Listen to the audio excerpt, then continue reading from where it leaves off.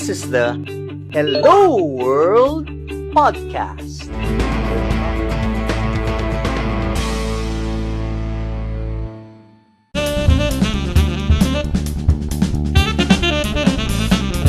Second one is you need to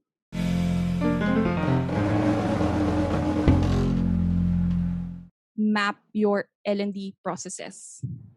Map your L&D processes because it's gonna change. Absolutely.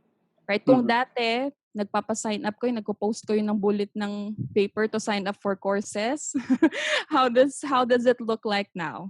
Is it via the platform? Di ba dati? O sinong gusto ko I attend ng remember that. training? Di ba, you route a memo, di ba? You route a memo and then people sign up and then send it back, no? Correct. So, paano na siya ngayon? You have to map your processes.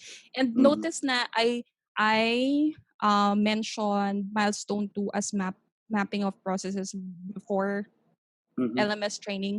Kasi you need to understand the processes within the LMS para ma-map mo siya ng maayos. Okay?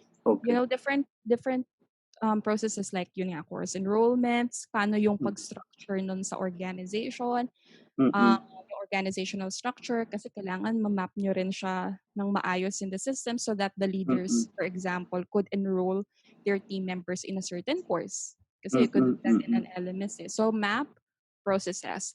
Hi everyone, this is Louis Banta, CEO and Chief Trainer of LJMB, or Learning Just Made Better. Thanks for watching my video. To get more videos like this, click subscribe and hit the bell icon below.